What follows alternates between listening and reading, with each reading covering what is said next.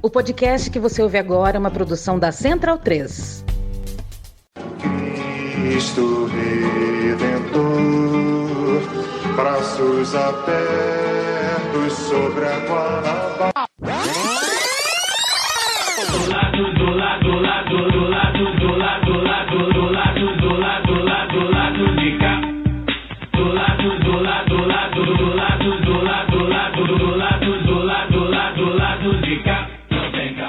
Bom momento, ouvintes da Central 3. Hoje é quinta-feira, dia 10º de agosto de 2023. Eu sou o Caio Belandi, de volta ao Sauí Estúdio. Que alegria estar aqui de volta ao Sauí, com o Rodrigão renovado das férias. E este é o Lado B do Rio 288, chegando no seu feed. Hoje a gente está sem Fagner Torres. O Fagner pegou uma licença prêmio aí, não remunerada, para acompanhar a saga do Flusão na Libertadores, né, Dani? Ele já deve estar entrando no Defensores del Chaco essa hora. Louco de la cabeça. Cantando que vai ficar louco de la cabeça. De toda forma, o nosso time está aqui. O restante não, né? Os nossos titulares de sempre estão aqui. Afinal, Flamengo e Atlético Mineiro boicotam esta fase da competição. O Dani, como vocês já ouviram, aqui no meu lado, no Sauí. Abaixa a Comebol, né? Proteste. Isso. Fica aqui o nosso protesto, por isso estamos boicotando. E a Luara Ramos, via internet. Começa com a Luara. Boa noite, Luara. Você viu que o seu ídolo, né? Ídolo do seu time, né? Um ídolo nacional, Ronaldinho Gaúcho, né? Mundial até. Ele foi parar, os rolês aleatórios dele, já foi parar em prisão, abertura da Copa. Ele, né? Prisão no Paraguai. Prisão no abertura Paraguai. da Copa na Rússia, assim. Os rolês aleatórios do Ronaldinho. Ele hoje foi parar na CPI das pirâmides financeiras. O que você tem a dizer sobre isso? Você já falou, né? Mais um rolê aleatório.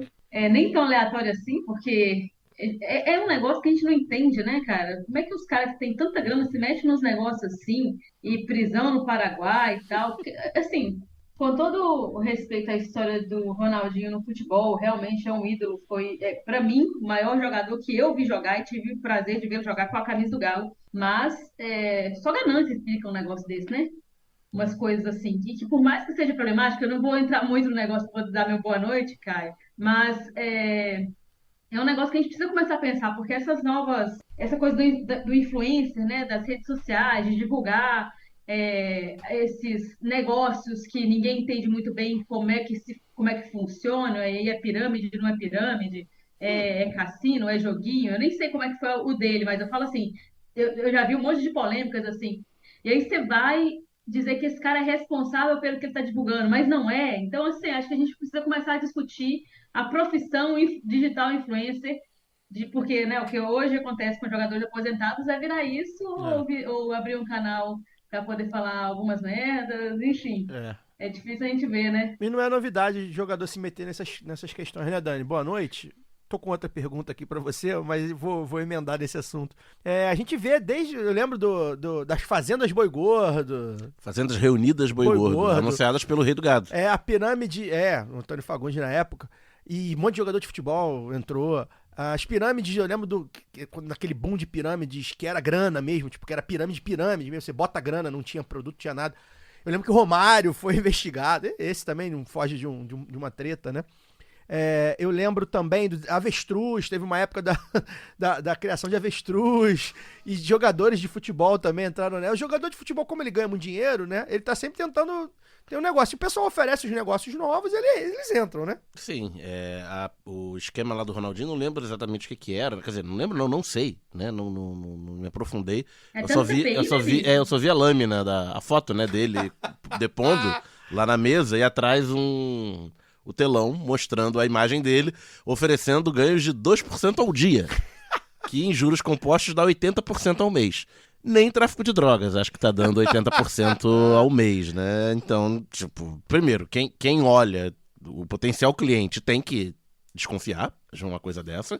O investimento, com todo o histórico de rolês aleatórios, você investir, apostar na credibilidade do Ronaldinho Gaúcho pra pirâmide, porque a pessoa já tem um problema. E o Ronaldinho, com esse talento dele pra entrar em barca furada, né? Não espero dele que ele critique os 2% ao dia, mas a gente sabe que na carreira dele tem a sombra do irmão, né? Do Assis, que pra todo o jogador aí, é claro que o jogador são pessoas adultas, né? Então teriam que estar atentas e tal. Mas sempre tem algum empresário, algum picareta por trás, oferecendo também mundos e fundos, né? Pois é. Faltou só o Agora é Orar, Scarpinha. Pois é. Ainda teve essa, né? Ainda teve essa, que foi a mais recente. Agora, só para poder concluir, Caio, que o Daniel, o meu cônjuge, Daniel, fez um comentário muito bom no Twitter, até retuitei, não sei quem segue lá, viu? Falou assim, se esse país fosse sério mesmo, alguém tinha perguntado para o Ronaldinho, que estava sob juramento na CPI, se naquele gol contra a Inglaterra na Copa 2002, ele quis cruzar ou ele mandou direto no gol. Pois é. Achei engraçado, né, que o pessoal, um deputado desse aí, perguntou pro Ronaldinho, né, pra tentar ver até onde ele tinha responsabilidade no produto que ele anunciava. Sobre a Nike, né? Se você é garoto propaganda da Nike. Eu sou há muito tempo. Aí ele, eu posso confiar na Nike? Aí ele, prefiro não comentar, eu não vou ficar em silêncio. Fico em silêncio. Porque se ele fala, né, ia acabar acarretando. E é isso, né? A gente vai precisar regular de uma melhor forma esse pessoal que bota o seu rosto. E aí entraram até pessoas, né, se eu não me engano, tem Tata Werneck, é um negócio meio doido, porque é isso, o pessoal anuncia qualquer coisa. No caso da Tata, eu acho que é do 6 milhas, né? De outros, né? Enfim, né, até que ponto as pessoas que fazem propaganda têm responsabilidade? E tem, né? A gente sabe que tem. Deixei aqui o tema dos ursos entusiastas do serviço público pro Daniel responder depois. Semana que vem. Semana que vem não, porque semana que vem é feriado. Bem, hoje a gente vai ter mais um giro de pistolagem, que é como a galera gosta, mas vai ser num formato diferente, né? A nossa vida profissional, gente, essa semana foi bem corrida, né? E infelizmente a gente não vive do lado B. Isso é algo que, enfim, acho que todo mundo já sabe, mas é importante, né? A gente não tem no nosso horário de expediente, a gente não tá tratando do lado B. Quando dá um tempinho, a gente consegue tratar, mas a gente não vive disso, né? Então a gente não conseguiu preparar no lado B do jeito que a gente acostumou aqui, né, a fazer, né? Com uma pauta amarradinha, bons convidados e tal. Então o que a gente fez? A gente aproveitou esse problema, né? É no problema que nasce, né? É na crise que nasce as soluções para atrair um pouco mais de interação com os nossos apoiadores e apoiadoras. Então a gente abriu uma caixinha de perguntas, né? De qualquer tema, né? Tema livre, para a gente poder responder hoje, né? Fazer aqui uma conversa mais informal. Claro que os principais temas escolhidos, a gente pegou aqui acho que 10 perguntas, vai tentar fazer todas, se não conseguir fazer todas, a gente promete que faz em outro programa. Claro que os temas foram principalmente, né, política, sociedade, economia, enfim, que é o que a gente fala mais aqui nesses 7 anos de lado B, mas tem outros tipos de pergunta, então fiquem atentos aí. Aliás, assim, a gente talvez até comece a fazer isso de maneira mais recorrente. A gente coloca aí na pauta aí uma vez por mês, uma vez a cada 2 meses, sei lá, um tipo de programa assim, né? Uma forma da gente se aproximar com os nossos ouvintes. E aí, se você quiser que sua pergunta, sua dúvida, seu questionamento, enfim, seu tema, seja colocado aqui para a mesa conversar, você pode ajudar a financiar seu podcast preferido em orelo.cc/Lado B do Rio. Por 10 ou 20 reais por mês, via Pix ou cartão de crédito, você nos ajuda a manter os conteúdos atuais e ainda consegue consumir conteúdos exclusivos. E aí foi por lá, né, pela Orelo, que algumas das perguntas do programa foram feitas. A gente abriu um tópico lá na nossa comunidade na Orelo. Se você tem uma merreca e quer nos ajudar, vá lá em orelo.cc/Lado B do Rio e seja apoiador ou apoiadora. Se você está meio quebrado, você pode baixar o app da Orelo e ouvir gratuitamente o Lado B e outros podcasts, tá? Porque lá na Orelo tem todos os podcasts lá. E você vai ajudar a gente, porque a Orelo é a única plataforma de podcast que remunera o criador de conteúdo, né? Eu gosto muito da Orelo, só ouço pela Orelo. Inclusive, não só o Lado B, né? Os outros da Central 3, eu ouço também o da Piauí, que eu tenho ouvido aí do Alexandre de Moraes. O Café Belgrado, que eu ouço todo dia, que fala de basquete, enfim. A gente quer também que você ouça lá. Lá é um ambiente bem legal, porque a gente tem uma comunidade, então a gente pode botar newsletter, pode botar tópico para conversar, enfim. E aí eu sugiro a vocês sair dessa caixinha aí do oligopólio da maçã e do app sueco, né? E dar uma chance para a Orelo. O Lado B também aceita doações avulsas via Pix para ladobdorio@yahoo.com. Cesarotti, a gente ainda não inventou uma vinheta para esse quadro, então você toca do roletão aí que a galera gosta.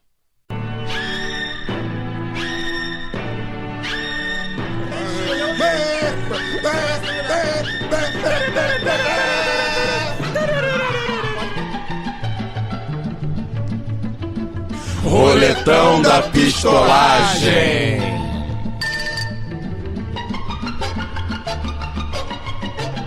a primeira pergunta é de economia, né? O nosso economista do povo, o economista da palavra fácil, é muito visado, né? Pra tentar, né, entender algumas questões aí, porque, enfim, economia não é simples.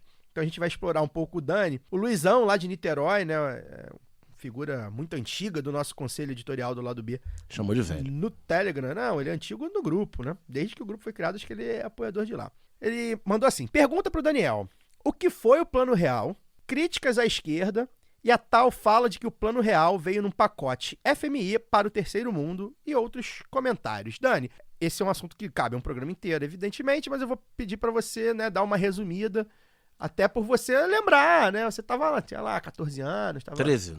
Eu fiz 14 no final do já ano. era meio nerdola, provavelmente. Eu li a página de economia do jornal. Provavelmente. Mas eu fiz a faculdade de economia pouco tempo, historicamente falando. Eu entrei na faculdade e o Plano Real não tinha completado 5 anos. Né? Então era um tema recorrente à discussão. Tava acontecendo, né, ainda. Bem, o pacote do FMI... o pacote do FMI é sempre o mesmo. É bom dizer isso. Né? Austeridade... E essa austeridade bate principalmente nos gastos sociais, né? Por quê? O que é o FMI, o Fundo Monetário Internacional? Dentro da Organização do Sistema Financeiro Internacional, o FMI é o emprestador de último recurso. Então, se um país está enfrentando dificuldades no seu balanço de pagamentos para conseguir meio de pagamento internacional, notadamente dólar, né? Historicamente dólar, hoje em dia, a gente falou semana passada dos BRICS, né? O FMI trabalha com uma cesta de moedas que inclui o euro e inclui o yuan chinês, inclusive, mais recentemente. Mas a gente está falando de Plano Real, anos 90, eminentemente dólar, não existia euro ainda. Quando o país está enfrentando dificuldades no balanço de pagamentos, o FMI entra com esse empréstimo, impondo condições. Então, o país não vai ficar insolvente, ele vai conseguir manter seu fluxo de comércio internacional, né? Todo país não produz, quase nenhum país no mundo é autossuficiente, sempre precisa de importar, né, bens e serviços, e para isso precisa de dólares.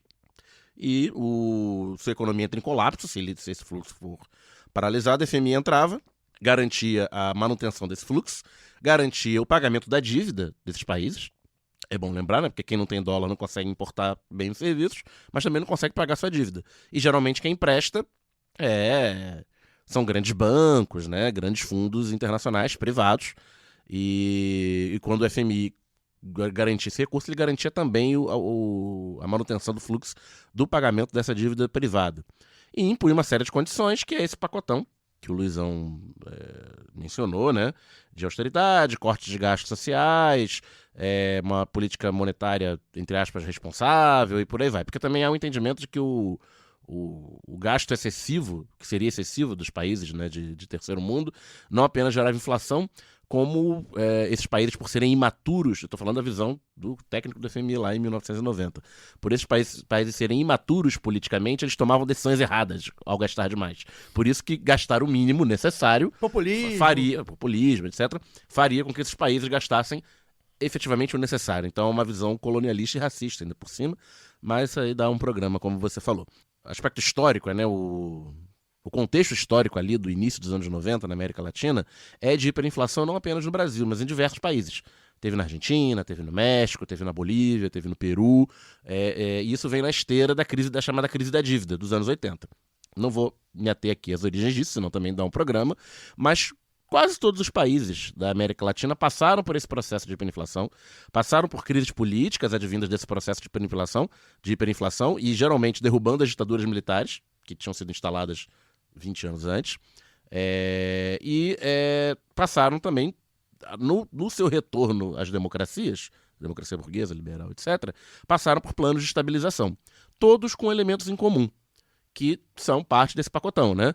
Saneamento das contas públicas, austeridade, corte de gastos, corte de subsídios, porque a maioria dos países subsidiava, né, bens básicos da economia, isso vai variar de país para país, mas geralmente alimentos básicos e combustíveis entravam nesses subsídios. Os planos de estabilização todos passam pelo corte, desindexação, porque com o tempo a chamada indexação, você vai criando índices para proteger o poder de compra das pessoas. Então, tipo, no Brasil tinha uma coisa chamada gatilho salarial. Toda vez que a inflação chegava a X%, disparava o gatilho e os salários aumentavam automaticamente. Então, passava por desindexar, por tirar essa indexação automática. Isso aconteceu de forma geral nas várias economias e com diferenças regionais. Quase todos os planos de estabilização no México, na Argentina, na Bolívia, no Peru, tiveram esses elementos em comum ali entre o final dos anos 80 e início dos 90. O real tem tudo isso também. Antes da adoção do real, ali 93, 94, um pacotão de medidas é enviado ao Congresso no sentido de atender essas condições, né, de austeridade, desindexação, a regra de aumento de salários, a conversão de salários para o real foi feita pela média dos últimos 4 meses, não foi feita pelo pico.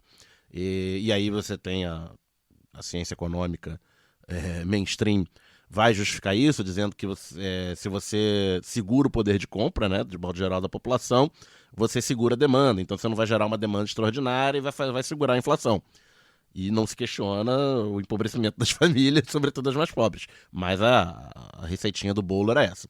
O que o real tem de original em relação a esses vários planos de estabilização ortodoxos, né, dos nossos vizinhos, é o diagnóstico da chamada inflação inercial, que é uma criação brasileira. Lá atrás, em 1986, de novo olhando do ponto de vista histórico apenas 8 anos antes, não é tanto tempo, havia sido feito esse diagnóstico no início dos anos 80, que a inflação brasileira advinha não apenas de um excesso de gasto do governo, de gasto errado do governo e tal, mas por uma questão inercial. Ou seja, foram criados ao longo de mais de 10 anos de inflação alta. A inflação alta vem da ditadura, é bom lembrar. Não era hiper, mas era uma inflação galopante. Se a gente pensar hoje a gente vive com índices de inflação de 1 dígito. Quando passa de 2 dígitos é uma Deus nos acuda, né? Com 10, 11. Na ditadura era normal, a inflação de 20% ao ano, 30% ao ano, 40% ao ano, por vários anos seguidos. E quando a gente chega nos anos 80, isso passa de 100 e aí vai escalonando. Mas era comum índices de 2 dígitos, 20, 30, 40. Uma convivência tão longa com uma inflação alta fez com que fossem criados mecanismos de proteção, né? Essa indexação que eu falei mais cedo, e isso criou a chamada inflação inercial, que é a inflação do mês que vem vai ser sempre no mínimo a inflação desse mês, porque tudo aumenta automaticamente, né? É uma correia de transmissão. Então era preciso quebrar essa inércia. E como é que a gente quebrava essa inércia? No Plano Cruzado de 86, usou-se a política do congelamento. Né? A gente vai congelar o preço por decreto e nada vai aumentar, a gente vai quebrar a inércia. Depois de alguns meses, as pessoas vão perder o hábito de aumentar sempre e resolveu-se a inércia, o resto a gente resolve com as políticas tradicionais. Fez algo em poucos meses porque acho que calculou-se mal o tamanho que a inércia, o tamanho da inércia, o quanto aquilo estava introjetado nos agentes econômicos. Tanto que o Plano Real, quando ele vai no seu rascunho inicial, 93 para 94, ele chegou a ser conhecido como, antes dessa marca fantasia real, né, ele era conhecido como Plano Larida, que era dos economistas André Lara Rezende e Perso Arida, que eram 2 veteranos do Cruzado. E eles ainda tinham errado no remédio, mas não tinham errado no diagnóstico. Aí vem a originalidade do real, que é o mecanismo da URV, Unidade Real de Valor, que é o que precedeu a adoção da moeda em si, o real, que era um mecanismo que, para vencer a indexação, cria-se indexação geral. Então, era um índice, a URV, que variava todo dia, mais ou menos em cima do dólar. Era basicamente o dólar, mas tinha... Aí eu vou chegar lá só no final para concluir, eu vou dizer que também por que essa engenhosidade de não ser o dólar, exatamente, mas era mais ou menos o dólar. E todo dia ela tinha um preço diferente, que estampado nos jornais, estampado no comércio, era obrigatório estar estampado na porta do comércio qual era o RV do dia, e era obrigatório que os preços fossem expressos em cruzeiro real, a moeda corrente, e em URV. E eles variavam todo dia em cruzeiro real e não variavam em URV. Então você manter esses preços duplos, não variando em URV e variando em cruzeiro, criar a cultura na população de que a URV os preços não variavam em URV, que variava era o cruzeiro real, aquela moeda antiga, moribunda, né? E um belo dia você trocava a moeda e dizia que cada real, cada nova moeda valia uma URV. Depois de ter criado essa cultura de que a URV não variava, logo o real não variaria. Aí... Transição, né? Transição. Essa é a originalidade do real em relação aos vizinhos. Não teve uma mudança brusca de moeda, né? Teve uma mudança brusca de moeda, mas não foi... Teve esse mecanismo de transição, o RV, e esse mecanismo para cortar a cultura da inércia. De resto, ele foi bem igual aos vizinhos, né? Que eu falei, austeridade, perda do poder de compra da população em geral, sobretudo os mais pobres, os mais ricos ficaram protegidos dentro dos seus investimentos, etc, etc, etc. É o pacotão com alguma engenhosidade. É só para concluir, dentro da equipe tinha gente que achava que tinha que durar 2 anos, 3 anos, para criar a cultura. Acontece que estávamos em dezembro de 93 e em outubro de 94 tinha eleição presidencial e um tal de Luiz Inácio liderava as pesquisas com 40% na virada de 93 para 94. Nenhum candidato, não existia reeleição, mesmo que existisse o presidente Itamar Franco, vice do Collor, né, tinha índices de popularidade baixos ali naquele momento e não havia um candidato claro da direita. Então se impôs o calendário eleitoral. Falou, beleza, vamos fazer isso aí, só que a moeda já tem que estar na hora que começar a campanha, a moeda nova tem que estar na praça, porque senão a gente vai perder essa eleição. E o que era para durar 2 ou 3 anos, dependendo do debate dos economistas, durou 4 meses. O plano foi anunciado em dezembro de 93, e aí com todos os pacotes das medidas lá, do pacote de maldades, né, anunciado ali, foi para o Congresso aprovou. Em fevereiro de 94, a ORV entrou em vigor, e dia 1º de julho de 94, apenas 4 meses após o início do vigor do ORV, o real foi para a praça, com um sucesso percebido, né, imediato, muito grande. Fernando Henrique, que tinha lá seus 5%, rapidamente escala nas pesquisas, passa o Lula e ganha a eleição em primeiro turno, né, no início de outubro de 94. Mas é bom ver que tipo, o sucesso, na época, pareceu um sucesso muito estrondoso, mas só nos primeiros 6 meses do real, a inflação acumulada foi de 12%. Frente a uma inflação que era de 50% ao mês, parecia algo extraordinário. Mas houve uma inflação muito importante, né, com os salários congelados, sem aumento, né, sem aumento automático e tal. Os preços aumentaram tipo, mais de 10% no primeiro momento. Mas, olhando dos últimos 30 anos, foi um plano de estabilização bem sucedido no sentido de cortar a hiperinflação que vinha acontecendo, com as críticas à esquerda que eu já fiz aqui, né? Quais são as críticas à esquerda, né? Que é a austeridade, corte de gastos sociais, e a âncora monetária, também correndo aqui, né? Porque para você manter a inflação baixa, abriu-se o mercado brasileiro a bens importados, que prejudicou bastante a indústria da época, porque tinha um protecionismo grande. Para você abrir a produtos importados, os produtos importados tinham que ser baratos para concorrer com os similares nacionais, dólar muito baixo, artificialmente baixo. Como é que você faz o dólar baixo? Você faz entrar mais dólar do que sair. Como é que você faz mais dólar entrar do que sair? No curto prazo, você joga a taxa de juros na lua, e a taxa de juros alta era uma coisa comum também de todos esses planos de estabilização, né, da América Latina da época. Então, a taxa de câmbio, que era 1 para 1, aquilo que eu falei que eu revera mais ou menos o dólar mesmo, que era para 1 para 1 em julho, ela virou 88 centavos no final do ano de 94. Então, juntando uma valorização nominal de 12% com uma inflação de 12%, você teve uma valorização real de cerca de 25% do real nos seus primeiros 6 meses. Ou seja, tudo que era muito importado, tudo que era importado ficou muito barato. Classe média foi para Disney, adoidado. O que surgiu, os mais velhos vão lembrar, lojinha de 99 centavos, de quinquilharia em tudo quanto é lugar. Uma festa todo mundo danada, indo pra Miami. A Dilma teve uma loja de 99 centavos. Se você procurar a biografia da Dilma, a Dilma estava desempregada. Na época ela abriu uma loja de 99 centavos. Bonezinho do Orlando Magic, todo mundo. etc, jaqueta do etc. Hollywood Café. Pra segurar os preços do mercado interno. Isso provocou uma quebradeira grande na indústria. Muita indústria não resistiu. Substituiu-se emprego industrial por serviço, né? Porque essas indústrias quebram. Ficou muito empregado industrial desempregado. Teve que se reempregar nas lojas, abrindo lojinha de R$1,99, ou 99 primeiro, depois R$1,99, etc e tal. Mas basicamente é isso. É um plano com elementos ortodoxos, elementos de austeridade. Tem essa engenhosidade da jabuticaba brasileira, que é do diagnóstico da inflação inercial e o remédio para combatê-la, que foi a indexação geral. Luara, Cacete do Planeta é jornalismo, né? É isso que a gente fala de plano real, né? Não, isso e o filme, né? Exato.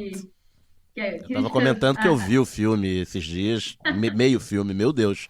Nossas expectativas eram baixas, mas... A gente gosta, né, Luara, do choque de cultura, comentando o plano real. Tem que ver se é humor, né, Rogério? Tem que ver se é humor. Humor... Cacete do Planeta é jornalismo. Você quer adicionar alguma coisa a essa pequena aula, Lu? Rapaz, acho que não precisa, não. E assim, qualquer coisa seria da história mesmo, porque eu tinha 2 para 3 anos éramos A jovens. única coisa que eu tenho de 94, das eleições de 94, foi abrindo o voto da minha mãe no meio da sessão, assim, o pessoal rindo. É a única coisa. Eu não me lembro, é a fanfic que ela conta. Vocês Então, vai jovens significar. nunca tiveram que fazer conta do dinheiro novo pro dinheiro a velho, gente não quanto teve é que isso. valia, corta zero, A gente viu outro dia no nosso grupo lá com o CH, né? dinheiro carimbado. Verdade. Eu comentei nesse dia, eu vivi 5 reformas monetárias dos meus 5 aos 13 anos de idade. Figurinha toda hora mudando. Pra mim de era preço, super natural, né? era natural. Achava que a vida era assim. Achava que a vida era sempre assim. Vamos lá, vamos mudar então aqui a pergunta.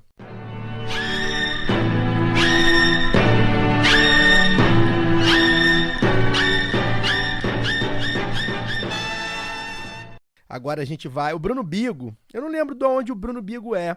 E ele esqueceu de mandar, mas ele Ele vive. não é de Florianópolis? Acho que ele é de Santa Catarina, né? E ele vive excursão. Ele disse que é pra Amazônia. Excursão parece que o cara Excursão vai na não, Disney com a tia da Deia. né? Não é excursão. Missões. Missões, Ele estuda biomas e tal. Acho que ele é biólogo, enfim. Não lembro exatamente a profissão dele, mas é isso. Ele tá sempre na Amazônia, mandando foto das cobras, dos bichinhos. De borboletas, mariposas. E aí, também, um cara antigo, um abraço pra ele, mandou o seguinte. Minha pergunta é: Zanin, herói da Lava Jato ou vilão do progresso? É mais ou menos a mesma pergunta do Rodrigo Torrealba, né? A gente abriu o tópico lá na Aurelo, o Rodrigo Torrealba botou assim: olá, camaradas. Gostaria de ouvi-los sobre as consequências da escolha do Zanin para o STF e se existe alguma esperança na segunda indicação do Lula. Daqui de São Paulo, capital, manda um grande abraço. Rodrigo Torrealba, de São Paulo. Luara, a gente vai fazer um programa, já convido a todos, dia 21, quinta-feira, a partir das 7h30 da noite, a live do Lado B do Rio no YouTube será sobre STF. E a gente vai comentar também a escolha do Zanin, que é um negócio que a gente... Enfim, as pessoas estão pedindo, implorando pra gente comentar. A gente ainda não falou em público. E tá aí uma oportunidade boa de falarmos em público, pelo menos rapidamente, né? A gente vai desenvolver melhor isso no dia 21. Mas a gente pode falar da escolha, né? Do Zanin. Queria te ouvir, que você... Qual a avaliação que você faz até agora, né, dessa escolha do Zanin para o STF, hoje que ele votou contra o marco temporal, né, meio que equilibrando aí as votações pró e contra pautas progressistas votou dele. A favor dos trabalhadores da Riachuelo também. Enfim, ele vai ser olhado agora, cada voto dele vai importar, né? Nem todo herói usa capa, mas nenhum herói usa toga. Isso pra mim Essa foi boa, hein? porque eu acho muito ruim, assim, essa ideia. Sempre achei, vi com desconfiança desde o início, essa coisa de olhar. Porque aí voltando, já que eu sou uma pessoa, né, dos anos 90 ali, não vivi o Plano Real, mas vivi chamar qualquer pessoa desonesta de Lalau. Então eu cresci com uma desconfiança de juiz, de advogado, que eu acho muito ruim quando a gente joga a política para esses caras, sabe? E aí eu tô falando, inclusive, de gente que. Porque a gente faz as piadas, mas gente que tira foto com o Xandão, você salvou a República. Acho assim, uma descaracterização da política, saca? E aí a gente vai comentar ainda sobre o Zanin. Eu não me lembro se eu fiz algum comentário diretamente sobre a indicação dele, que também já via com desconfiança, e acho que a gente não deve ter esperança nenhuma com indicação de STF, não, cara. Já, assim, adiantando, eu acho que não é exatamente um erro, eu considero, né? Porque é claro que a gente quer ver um Supremo mais progressista, mas eu acho que cair de novo naquele papo de republicanismo, sabe? Não, porque o que o Twitter está fazendo, que é o desejo muito maior do que realmente uma análise, de tese, sabe? Que ele tá fazendo assim para não parecer que é tão ligado ao... Pô, é um desejo só, sabe, galera? O que tá acontecendo o cara está votando de forma conservadora em todas as pautas minimamente progressistas que aparecem lá. Então, quando eu falo que há de novo esse erro aí, né, de um pretenso republicanismo por parte do PT, do Lula, não, mas ele é garantista, seja lá como é que eles chamam de garantista, legalista, um cara que vai manter, não vai fazer política, ativismo político ali. Pô, não podia facilitar a nossa vida, caralho? Porque o que for colocado lá pelos outros facilitou a pauta, tem facilitado a pauta deles, tem dificultado a nossa vida, custava, pelo menos, sabe, ter isso aí.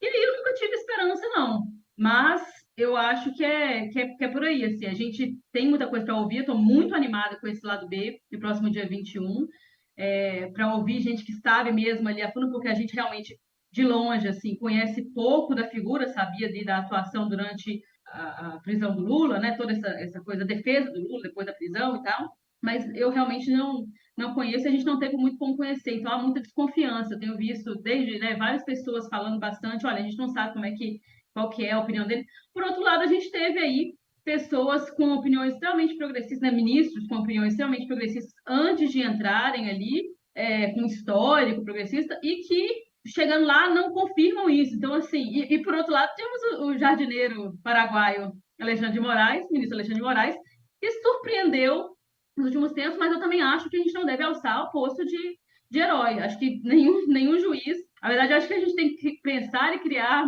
mecanismos ou formas de organizar assim politicamente para reduzir o poder que o judiciário tem na vida na sociedade, sabe? Distribuir esse poder. Não é nem reduzir o deles, mas distribuir melhor para que a sociedade seja organizada, para que os movimentos sociais consigam equiparar. Até porque a gente tem, estou falando de já um governo Lula, de Lava Jato, já colocado em xeque e tudo, mas o lawfare continua aí. A gente vai falar aqui da perseguição que o deputado Glauber Braga está sofrendo. E, então, assim, esses caras têm poderes que estão muito acima de qualquer outro cidadão. E como é que a gente vigia isso, né? Como é que a gente...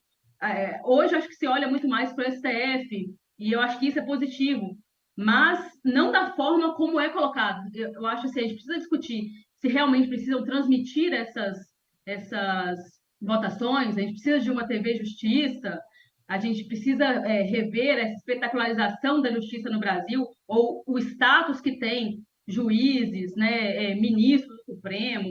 Eu acho que são coisas que nós precisamos sim discutir, porque influenciam. De certa forma, positivo que alguém, não estou falando do Zanin, que o juiz não vote de acordo com a opinião pública, mas não acho que é positivo que isso seja, que esse poder seja tão desmedido, sabe? Que seja tão acima do que a gente tem enquanto organização para poder dizer isso não representa exatamente para onde a gente quer andar. Quem vai ditar isso é a política, e aí é aí que acontece o choque, tudo bem. Mas como é que a gente equilibra isso enquanto a sociedade se move, para não ficar só ou nas nomeações, né, que são prerrogativas ali dos presidentes, a nomeação do Supremo, eu digo, ou para de listas tríplices, PGR, enfim, nem concursos que são ainda muito elitizados, e nem só nas eleições que são, a gente sabe que, né, viciados de um sistema que ele é o sistema burguês de eleição, a democracia burguesa, enfim, porque nesse meio tempo em que as coisas acontecem, em que o juiz aposenta, em que as eleições acontecem, a sociedade anda, as informações chegam, a ciência é feita, a história é feita. E, então, acho que precisa ser uma coisa que atravesse isso, sabe? Precisa existir mais formas de organização em que a gente consiga dar as respostas, porque a vida das pessoas acontece no dia a dia também. Então, não sei se estou sendo... até se tiver também, né? Eu sempre sou muito sonhadora, muito utópica. Então, acho que eu acho que é muito mais fundamental até do que ficar naquela coisa do mas ele é assim, mas o Lula tinha direito, as coisas da política real, né? Eu gosto mais de pensar o que poderia ser feito e aí, a partir daí, pensar, né? Criar novas formas para que a gente alcance esses objetivos. Falando rapidinho, né? Sou leigo em direito, mas andei esses dias aí falando com os amigos advogados de esquerda e tal. Eles falaram sobre, a Laura falou, né? Da questão do voto contra-hegemônico, né? Independente da opinião pública. E mencionou também a questão dos juízes aí que tinham posições progressistas antes de entrar, até nos votos de questões identitárias ou relativas a comportamento, a costumes, né? Tem até votado, né, de forma progressista na questão da maconha, etc. Tivemos aí mais de 10 anos atrás do casamento homoafetivo e tal, mas que na hora do vamos ver político, né, digamos assim, da onça beber água, do mensalão, no impeachment, na prisão do Lula, se acovardaram, né, nas palavras do próprio Lula, né, não tiveram coragem de se levantar contra a opinião pública, a opinião publicada, né, da época, que empurrava um justiçamento dos condenados do mensalão, com teses jurídicas bastante heterodoxas, né, o tal do domínio do fato e tal, a prisão do Lula por causa do triplex que ele nunca pegou e que seria parte dele num o triplex lá de 100 e poucos metros quadrados no Guarujá, né? Que era parte dele num esquema de roubo de trilhões. E o maior esquema da história do universo, a parte dele era aquele apartamento, do impeachment sem crime, que agora, né, essa semana tivemos aí o processo do TRF contra Dilma sendo arquivado, provando que não tinha crime, etc. Então, teria que ser alguém que tivesse essa coragem de ser contra-hegemônico, se ater estritamente à lei, beleza, eu entendo o argumento, né, porque a nomeação pro STF não pode se valer pelos temas do momento, porque é uma nomeação para 20, 25 anos. Só que também não precisava ser um católico papaóstia que é, por definição, né, contra a liberação da maconha, contra a questão de aborto. Ele poderia, dentro dessa lógica que eu falei aqui anteriormente, né, do contra-hegemônico, do garantismo, né, dos dois lados do garantismo, né, se você garantiria ao Lula, por exemplo, a obtenção de um habeas corpus, hipoteticamente, né, em 2018, você também não tem o ativismo judicial de liberar coisas que a lei que não são liberadas pelo Congresso, que o Congresso é atrasado, atávico, blá blá blá, e dar-se um jeito via judicial pelo STF. Né? A pessoa escolhe um lado ou outro, mas o que me pegou muito nesses primeiros votos aí do Zanin foi a justificativa dele na questão da maconha. Porque ele poderia ter saído pelo lado e falar, olha, eu vou me ater o que está escrito na lei, o que está escrito na lei é isso, então a gente não pode extrapolar o que está escrito na lei, não é nosso papel, é papel do Congresso, blá, blá, blá, lero, lero. Mas ele meteu aquela de problemas de saúde, né? Não sei se ele falou porta de entrada para drogas mais fortes, só falou isso. E que causa problemas a muitas famílias, e na questão de segurança pública. Sempre, tipo, é um conservador, não precisava ser alguém tanto.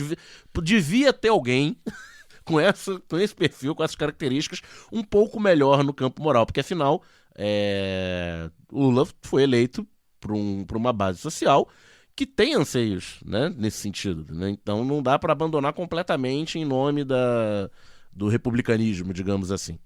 Embora eu compreenda essa questão. Eu tenho 3 pontos que eu vou falar, a gente vai desenvolver esse assunto mas no dia 21, né, na live do lado B, dia 21, 7h30 no nosso YouTube.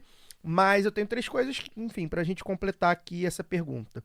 Primeiro, que eu acho que é o que a Laura falou, né? A gente vive, não é de agora, uma supervalorização do poder judiciário brasileiro, dos juízes e desembargadores, ministros, né? Não só no STF, tem acontecido também nos outros tribunais superiores. E isso é um perigo. Se por um lado, na canetada, o Alexandre de Moraes, como a gente viu, garantiu uma eleição, e embora eu ache que cabe uma discussão, à primeira vista é natural que se faça essa análise, por outro lado, permite que outras canetadas dele e de outros ministros cometam outras decisões que fatalmente serão, né, uma ou outra, ou 2, ou 10, ou 20, serão prejudiciais à democracia, e seja lá o que você entenda por democracia, né? Tanto a democracia que a gente vive, né, da prática quanto da teoria. Então a gente vive um momento em que o STF legisla, esse acho que é o ponto principal que a gente tem que falar, né? E boa parte das decisões que o STF toma garantem bons direitos a nós, né, a classe trabalhadora, mas outras tantas não necessariamente. Então acho que esse é o primeiro ponto, e isso é muito perigoso. O segundo ponto, que é o ponto da nomeação, e eu falei isso internamente, eu não me manifestei publicamente ainda, nem no Twitter, nem nada, eu acho que é muito fácil, e eu tinha feito isso na hora, antes de acontecer, ver como um erro do Lula, a escolha do Zanin. É muito simples de fazer essa análise, e quem faz essa análise está correto, ao meu ver. Eu acho que é um erro do Lula, e não é um erro por ser advogado do Lula. Porque até aí, eu não acredito, eu acho que você nomeia quem você vê, você sabe quem é, tudo bem, faz parte. Só que ele era só o advogado do Lula, e isso me pegou um pouco. Ele não era uma pessoa com estofo jurídico ou político, como é o Flávio Dino, por exemplo, que embora tenha estofo jurídico também, é um cara com muito mais estofo político. O Flávio Dino poderia ser nomeado, né? Seria tão uma escolha tão pessoal quanto, né? E eu acho que cairia... É a falácia do domínio da técnica puro. Exato. E nem um jurisconsulto técnico, cara. Exato. Então eu acho que, assim, a gente viveu um momento em que um presidente nomeou um primo. E a República não caiu. Enfim, a gente sabe quem é o Marco Aurélio. O presidente caiu, mas não por causa disso. Não por causa disso. E o ministro ficou lá 30 anos. Ficou lá. Enfim, o Marco Aurélio a gente sabe como era, mas... E eu acho ok.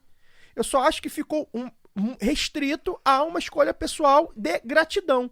Tem certas coisas que parecem ser e são. E eu falei isso na época, agora acho que tá mais fácil de falar, né? Mas enfim, acho que tem prints aí nos grupos. É uma escolha pessoal do Lula por gratidão. Ponto. Mas não foi o Zanin que soltou, foi o Cara, não importa. Mas ele recebeu por isso, não importa. O Lula olhou para esse cara e falou, esse cara que estava aqui do meu lado, no momento difícil, esse cara vai ser o próximo ministro. Eu não vejo problema nisso, exceto pela falta de estofo do Zanin, e eu acho que isso está sendo mostrado, porque as decisões... E aí a gente vai discutir sobre isso, né? Mas juridicamente há falhas nas decisões dele, porque ele era só um advogado criminal qualquer, até cair no colo dele. A defesa do Lula.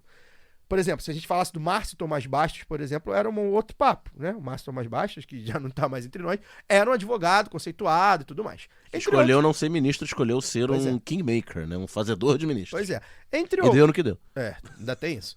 Entre outros, né? Então, assim, e acho que foi um erro. É um erro. E acabou. Ponto. Não era... O Lula, pensando no estadista que ele é de fato, poderia ter feito uma escolha melhor para o Estado brasileiro. Ponto. Peço licença para dar uma pausa no programa e apresentar os nossos parceiros. O sorteio para apoiadores e apoiadoras do Lado B é um oferecimento da Camisa Crítica. Ouvinte também tem 10% de desconto no cupom Lado B no site www.camisacritica.com. E tem novidade, a Camisa Crítica colocou sua banquinha para revenda de seus materiais no Sol e Sombra, bar que fica no bairro Bela Vista, em São Paulo. E vale lembrar que tem Camisa Crítica também aqui no Rio, no Armazém do MST, e na Livraria Leonardo da Vinci, ambas no centro do Rio. Torcer para a Camisa Crítica chegar logo em mais cidades. Camisa Crítica, criada para uma esquerda que não tem medo de dizer seu nome. E que tal aprender inglês, espanhol ou francês de maneira leve, dinâmica, com afeto e senso crítico? Conheça a WeCreate, o curso de idiomas parceiro do Lado B. Acesse www.wecreateidiomas.com. Sigam também nossos parceiros nas redes sociais. Obrigado pela atenção e voltamos ao programa. Agora, eu quero falar só o último ponto. Eu vi muita gente aí dizendo, ele vai ficar 27 anos, caramba, ele é jovem, vai ficar 27 anos atrasando o lado. Bem, eu ia falar isso, já tava... Eu tenho isso também printado aí nos grupos. Agora tá mais fácil de falar, porque ele acabou de dar um voto que vai de encontro ao que eram os outros votos dele. Gente, 27 anos pra política é mais ou menos 2.700 anos. Então, assim, o fato dele ser quem ele é hoje, né, uma figura mais conservadora do que progressista, tem se mostrado, pelo menos, que a gente acha que é, isso não significa que ele vai ser assim daqui a 4, daqui a 10, daqui a 15, daqui a 20. E aí eu cito novamente Alexandre de Moraes, entre outros que a gente vai vendo aí, vivendo, né? Então, assim, calma também. Porque, assim, acho que todo mundo concorda que o STF é uma corte política. O direito é uma ciência política, né? As leis e tudo mais, né, as decisões são baseadas também em política. E a política muda de acordo com a maré, né, as nuvens, né? Então, assim, não significa que serão 27 anos de decisões como a que ele tomou para a questão da liberação da maconha. Tampouco serão 27 anos de decisões como ele tomou hoje contra o marco temporal. Então também é bom ter calma nessas horas. Agora, eu fico com a opinião, e a gente vai desenvolver isso no próximo programa, no programa do dia 21 na live, fico com a opinião que foi um erro político do Lula. Político, né? Porque ele se deixou levar pelo pessoal. Não deveria acontecer, mas acontece. Enfim, a gente vai ter que lidar com isso de alguma forma. E é bom que ele seja pressionado também, igual a gente pressiona. Porque tem outra indicação aí, né? Tem outra indicação. Daqui a poucos meses. Que a gente acho que é um bom assunto da gente tratar. E que eu acho que é importante a gente pressionar para que seja uma indicação mais progressista. porque a gente sabe que a corte não é muito progressista. Não agora, precisa ser ativista. Exato. Mas não precisa ser reacionário. Pois é. Agora, a gente tem que lembrar também que a gente vive uma sociedade que é conservadora, né? Então, não é tão simples assim quanto parece, mas tem gente boa aí pra ser avaliado, e eu espero que o Lula dessa vez tome melhores decisões. Acho sim importante que seja uma mulher, acho sim que seja importante que seja uma mulher preta, acho sim que existem mulheres pretas boas no que fazem, no trabalho delas na justiça, e progressistas. Então eu acho que é possível achar pessoas assim confiáveis, mulheres e pretas. Acho que é importante simbolicamente também, porque a corte também é política.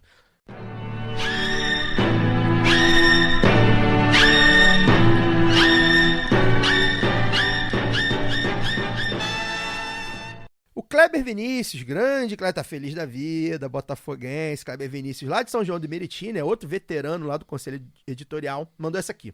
Essa troca de comando no jornalismo da Globo representa o quê? Com Ali Camel indo pro Conselho de Administração do grupo. Haverá mudanças na linha editorial? Eu acho que é bom a gente ficar com a barba de molho, mas até onde a gente sabe, né, Daniel, nas nossas fontes dentro do Grupo Globo, ele meio que, aparentemente, cansou mesmo. Tá rico, jornalista que ficou rico. 61 anos, tá numa idade que ainda A consegue esposa aproveitar dele, a vida. que é uma jornalista rica também, que é a Patrícia Kogut, também largou, deu um tempo, assim.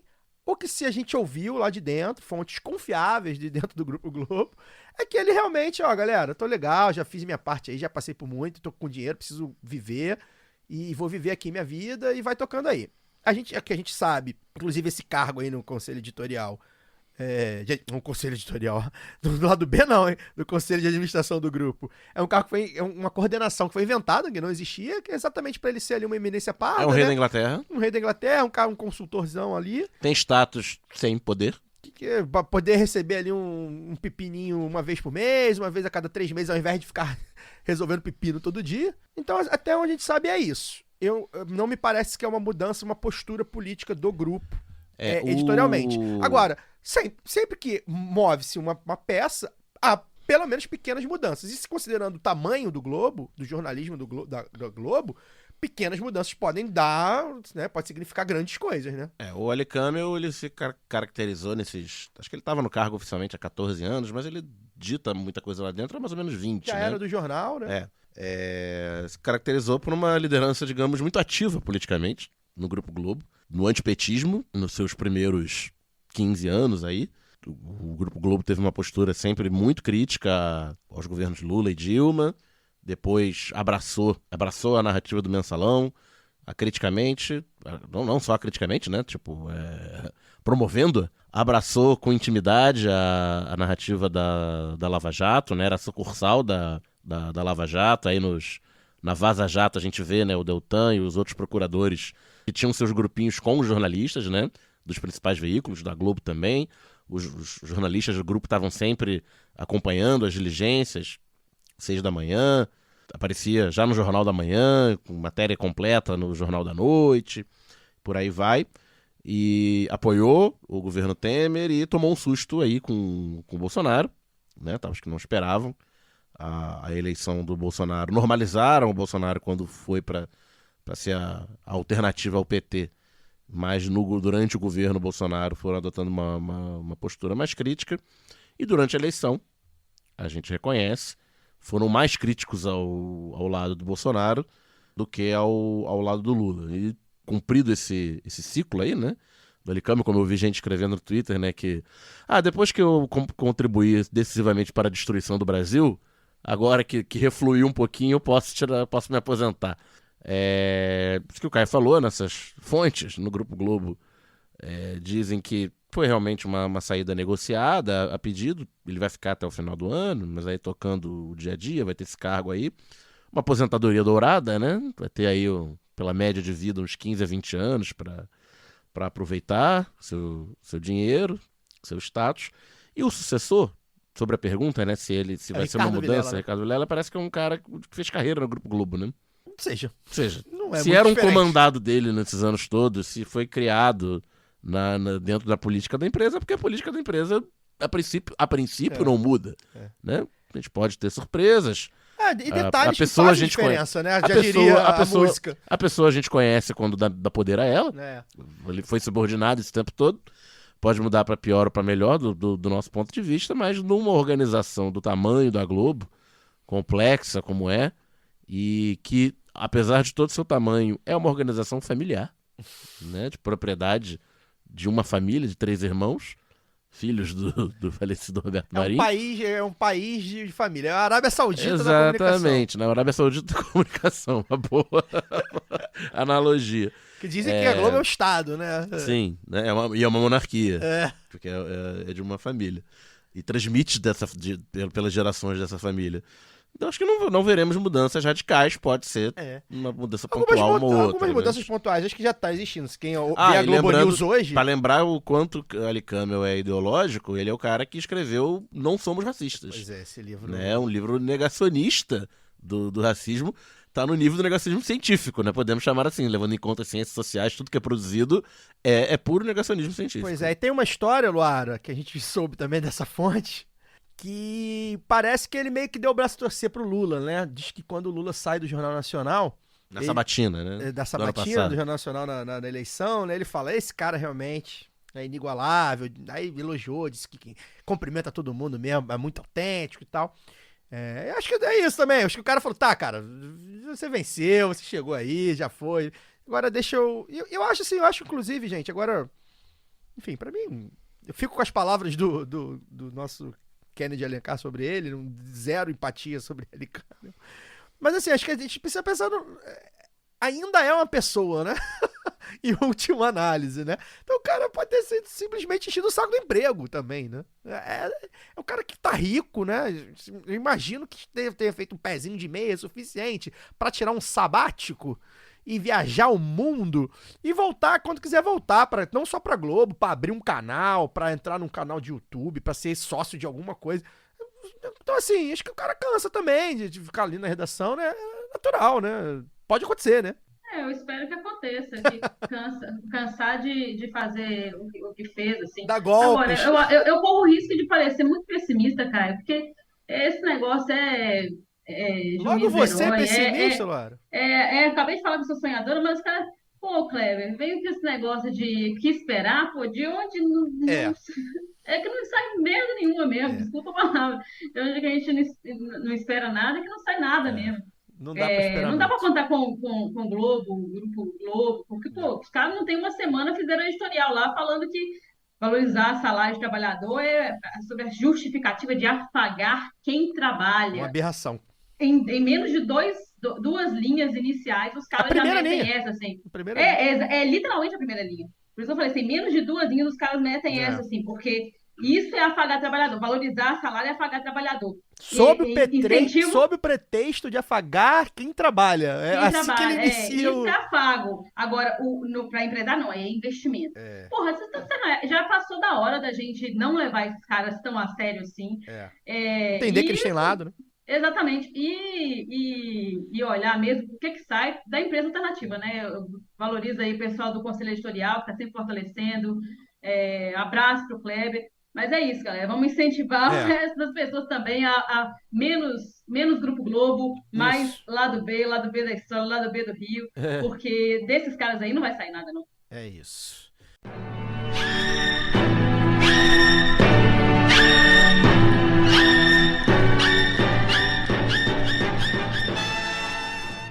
Bem, vamos para mais uma perguntinha. O Rafael de Aragão, do Rio de Janeiro, Viorello, pergunta o seguinte: mesmo sabendo que ainda há muita água para rolar diante da provável candidatura para a reeleição de Paz na cidade do Rio, possivelmente com apoio de Lula, vocês acreditam que haverá alguma chance de um candidato de esquerda, provável que seja o Tarcísio Mota, pelo pessoal, ser eleito ou pelo menos ir a segundo turno? Se sim, qual caminho a esquerda deve seguir até lá, nesse curto tempo? E uma vez eleita, quais pontos a esquerda deveria priorizar em sua gestão e o que tem que fazer para não sofrer um golpe? Forte abraço, acompanho desde as antigas. Respondendo a primeira pergunta, não. Não.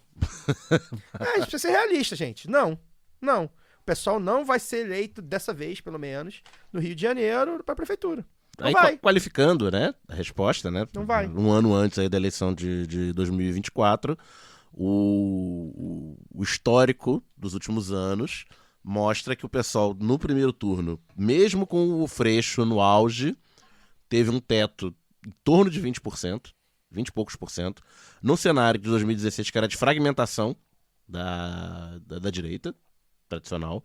O Eduardo Paes não podia ser candidato à reeleição, a aliança que o sustentava rachou a direita e a esquerda, né? Era uma aliança ampla, que incluía PT, PDT, PSB, rachou ele e parte dos partidos bancaram, Pedro Paulo, o Crivella veio, Crivella era da base do Paes, é bom lembrar, no segundo mandato, e do Lula. Ali não mais, né? Já era o impeachment. Mas o Crivella e parte dos partidos vem, né, com sua força nas igrejas neopentecostais. E a esquerda também se partiu. Teve Freixo pelo PSOL, teve Jandira pelo PCdoB com o apoio do PT. E aí fomos para o segundo turno, Crivella e Freixo. Foi o melhor desempenho, digamos assim, da esquerda no Rio muito tempo, num contexto muito adverso, né? Logo depois do impeachment, criminalização da política em geral, da esquerda em particular, a época que o lado B do Rio nasceu, a gente lembra bem daquele contexto. Hoje em dia, a gente tem o Eduardo Paes, que devido ao caos que foi a administração Crivella, né, e sobretudo o seu final já na pandemia, o Eduardo Paes volta com seu recall, né, de prefeito bem avaliado, apesar de tudo, é eleito num segundo turno, ele chega em primeiro lugar no primeiro turno com esse recall. É bom lembrar que ele não fez 40% dos votos, né, fez 36, 38 por aí. No segundo turno vence com relativa folga, apoiado pela esquerda, porque do outro lado era o Crivella, era o Crivella, pior que o Crivella de 16, era o Crivella abraçado com o bolsonarismo em 20, é bom lembrar isso. O Crivella, ele vai à direita, vai para a direita, mais à direita ainda durante o seu mandato. Ele chega em 2020 muito mais à direita do que ele tinha disputado em 2016. Não tô falando que ele tenha se tornado uma pessoa pior, mas tipo, o arco de alianças que ele fazia, o isso tipo de automaticamente discurso... torna uma pessoa pior. Sim. Mas não que ele fosse uma pessoa boa antes. O tipo de discurso que ele fazia, Ele não tô dizendo, radicalizou. ele era de esquerda em 16. Não, ele radicalizou. tinha um discurso em 16 que é radicalizado à direita em 20. Eduardo Paes volta em 20, reorganiza... Porque 16 o Flávio concorda. Exatamente. Reorganiza minimamente o governo municipal depois do caos, apoia claramente o Lula na eleição de 22, reforma esse arco de aliança amplo em torno dele, né, que vai de partidos à direita, inclusive parte do neopentecostalismo, né, é bom lembrar que nem a família Malafaia apoia o Eduardo Paes, desde sempre, não ficou do lado do Crivella. O esquerdo, essa turma, que é ligada, primo do Malafaia, apoia o Eduardo Paes. Então, os apoios do Eduardo Paes vão desde da família Malafaia a Tainá de Paula, vereadora do PT, que é secretária municipal de meio ambiente, foi convidada lá do B algumas vezes. Já amiga da casa. Participou do programa, participou de lives, mais de uma durante a pandemia, foi em cervejadas nossas, né? Então ele conseguiu reconstruir esse amplo arco, vem para a reeleição com apoio, certamente com apoio direto do Lula, apoio declarado. Lula esteve aqui no Rio de Janeiro nesse mês, lançou PAC no Rio de Janeiro, não lançou em Brasília. O PAC 2007 foi lançado em Brasília, foi lançado no Palácio do Planalto. PAC 2023 foi lançado no Teatro Municipal do Rio de Janeiro. E mais cedo, no mesmo dia, ele estava lá em Campo Grande, na Zona Oeste, para lançar um pacotão de obras bilionário em Campo Grande e investimento também bilionário federal no BRT. Então ele não vai apoiar o Paes de forma protocolar. O apoio é sério, é de verdade. E certamente com o PT na aliança, talvez com o vice-prefeito, aí tem um barulho, se vai ser, se não vai ter. Quem sobra desse amplo arco de aliança? Sobra a extrema-direita e sobra o PSOL. Que então, é a tradição no Rio de Janeiro há muito tempo. Isso. Então, nesse sentido, o PSOL vai fazer a justa crítica à esquerda. O Eduardo Paes tá aí com o Lula mais... Marcar a posição. Mas tem os milhões de problemas, sobretudo perseguição a camelô, né? Sim, a gente falava hoje. Fala muito. Ainda há... homem de direita. Sim, ainda há residualmente... Mas eu tô falando do governo dele. É um governo de direita. E ainda há residualmente política de remoção. Sim. Né? Em alguns lugares, não no especulação imobiliária. Não, sim, não no, que é um negócio que no grau que houve nos outros mandatos, mesmo porque tem muito menos obra. O cara que vai, vou recuperar um prédio público, pô, maneiro, vai recuperar um prédio dá pra público iniciativa privada. Tipo, é isso. Exatamente. Esse é o paz. E aí, gente, sendo realistas, qual é o espaço na sociedade de hoje, no Rio de Janeiro de hoje, o Rio de Janeiro que votou majoritariamente em Bolsonaro, no primeiro e no segundo turnos, com uma diferença não tão grande, mas votou, né? Teve 54% Bolsonaro no segundo turno no Rio em 2022. Como é que essa cidade vai fazer um candidato da crítica à esquerda a um governo de centro-direita, aliado ao PT, aliado ao Lula? Que espaço vai ter, né, pra esquerda numa eleição majoritária daqui a um ano? Não, e assim, o Daniel... Então eu acho que vai fazer seus 10%. O Daniel contextualizou muito bem, mas assim, isso pode ser resumido de uma maneira muito mais simples. Eu quero saber que partido ou que político de esquerda no Brasil vai se eleger sem o Lula. Em que local? Se alguém conhece aí, aqui na minha cidadezinha, alguém da esquerda, qualquer partido ou qualquer político, vai se eleger sem o apoio do Lula. Cara, não existe. Não tem como. Então, assim, é a força. É o que equilibra. Contra o centro e o Lula. Nem com o Lula eu acho que daria jeito. Mas com o Lula você ainda tem disputa. Sem o Lula não tem disputa. É muito simples. E é isso, né? E o pessoal sabe disso. Né? O pessoal já tem bastante tempo, já bastante estofo para entender. Eles querem marcar posição. Inclusive, eu acho eleitoralmente para o pessoal seria ruim eles apoiarem a Paz. Exatamente. Nessa altura do campeonato. Porque justifica a existência do pessoal se eles apoiarem a Paz. Não tem como. Nessa altura do campeonato. É fazer o movimento que o Freixo fez e que a gente viu que deu no que deu. Eu acho que o pessoal pode e deve começar a negociar um pouco mais sua aliança de eleitoral, mas isso é com o tempo. Você não pode virar amigo do Paz do nada, né? Foi o que o Freixo tentou fazer e viu, a gente tá um negócio falso, foi mal, eleitoralmente mal, politicamente mal, pessoalmente deu tudo errado, né? Agora, enfim, a resposta é não. Agora, pra gente encerrar esse tema, a gente tem hoje uma boa notícia, que é o Boulos liderando uma pesquisa, embora ainda falte muito, é uma boa notícia, o Boulos liderando uma pesquisa para prefeito em São Paulo. É óbvio que ele tem um recall de 2020, né? Porque ele chegou ao segundo turno, chegou brigando no segundo turno, é bom, perdeu, né? Perdeu, mas assim, chegou brigando, tinha briga, né? Quando ele vai pro segundo turno, fala assim, tem jogo. O Boulos, eu acho que a gente vai poder se concentrar bem aí no Boulos, porque muito provavelmente já meio que definido com aliança com o PT, embora ainda os setores da centro-esquerda de São Paulo ainda estão batendo cabeça. A gente sabe que o próprio PT tem problemas internos suficientes para dar uma sabotada, não seria novidade. Não é só do PT, mas o PT que a gente acompanha de perto, a gente sabe que funciona assim. E aí, Tem os quaquás de São Paulo. Pois é, pra botar a Luara no jogo, Lu, como é que tá em BH? Como é que a gente pode esperar aí de BH?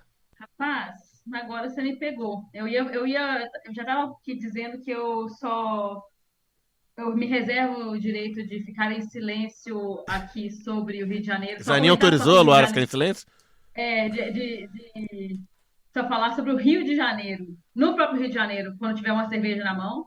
Mas sobre BH, eu acho que ainda é muito novo para pensar o que está se rearranjando, assim, porque a gente teve mudanças de vários atores interessantes da esquerda nos últimos anos. Então, assim, a Aura Carolina, que deixou, né, de ser candidata, mas temos nomes progressistas aí muito interessantes da cena mineira, com a Duda Salabé, a própria Célia Chakrabarti, e o Nicolas Ferreira, né, cara, que é o grande nome da direita ali, que vem, não só ele, outros nomes, né, nem vou citar aqui, de uma direita que ganhou muita força nos últimos anos, assim. Lembrando que essa semana o Bolsonaro foi lá receber, depois de 4 anos, né, o título de cidadão mineiro, Belo Horizontino, não lembro qual especificação, foi mas mineiro. esteve lá em BH.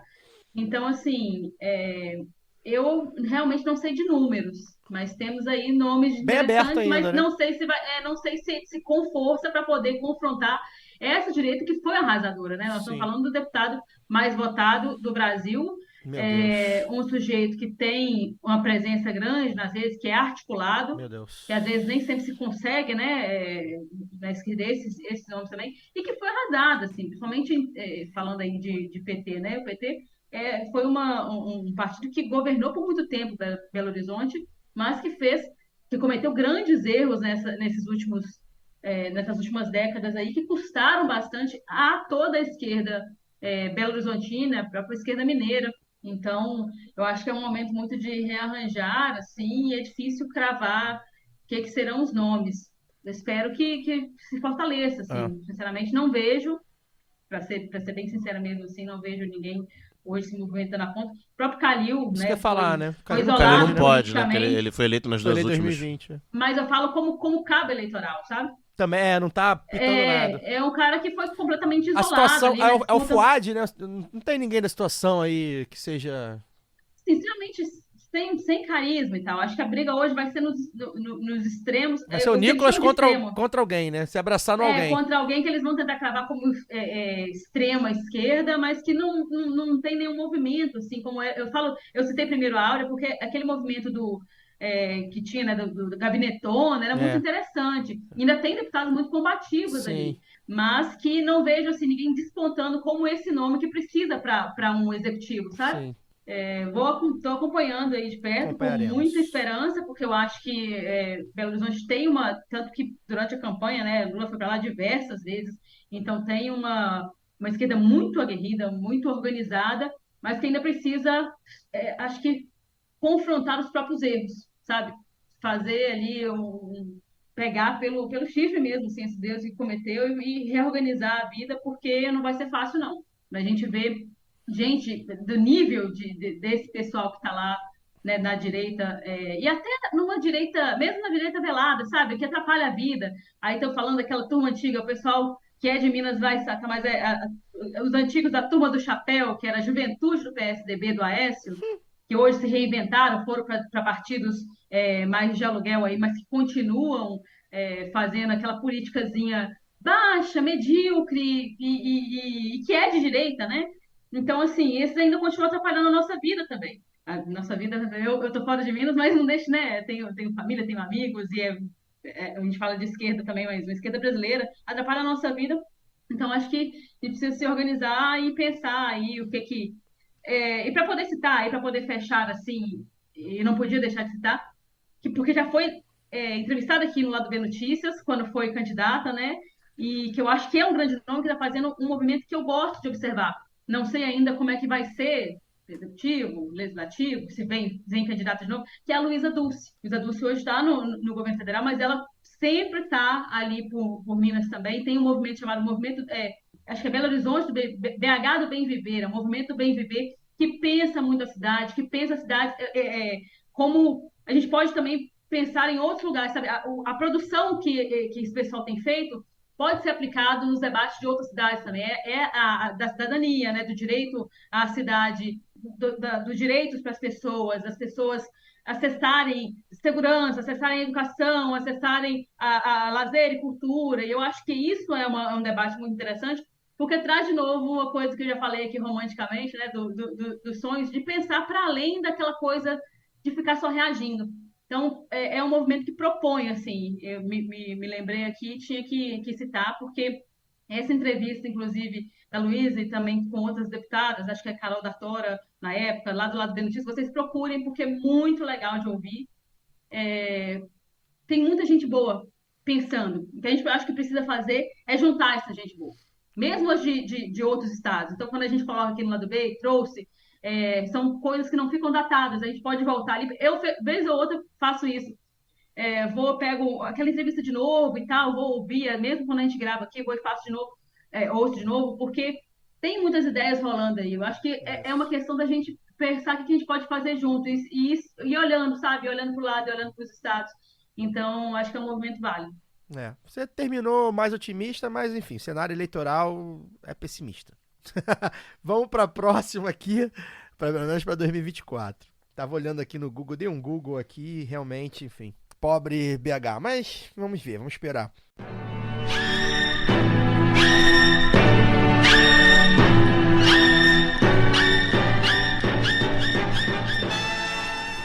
Tem mais umazinha aqui, a gente ainda tem um tempinho. Tem uma aqui que é boa, que a gente queria falar. O Alex Nicásio, que é aqui do Rio, de Vila Isabel, também Viorello, mandou assim: vocês poderiam atualizar a situação que atingiu a Marina do MST e o que estão fazendo com o Glauber Braga? Obrigado e parabéns pelo trabalho. Valeu, Alex. Pra situar aí, né, a Marina, a gente falou isso nos últimos programas, a Marina foi atacada, fazendo lá um balanço, né, da gestão dela, ela foi atacada no distrito de Lumiar, em Nova Friburgo. Região Serrana do Rio. Região Serrana do Rio, que é um lugar bem bucólico, né, muito, muito visado ali pra galera que gosta de acampar, gosta de cachoeira e tal, é bem famoso, assim, nesse sentido, na região serrana. Ela tava lá fazendo e foi atacada por bolsonaristas, né, pela horda fascista lá, e, enfim, agredida, xingada, etc. E criou-se um movimento de apoio para ela voltar lá, e aí deputados do PSOL, do PT, aqui do Rio, se uniram em torno dela, né, a Marina do MST, que é do PT, e o Glauber Braga, o deputado federal do PSOL, ele tem a base dele, né, ele é de lá, ele é de Nova Friburgo, a mãe dele foi prefeita de lá, ele foi secretário de lá, jovenzinho de tudo e tal, e ele se organizou com outros parlamentares para voltar lá, né? Com outros parlamentares, né? Um movimento maior. E um juiz, em primeira instância, né? Como a gente vem falando, vetou o movimento, né? Pediu proibiu que o movimento acontecesse.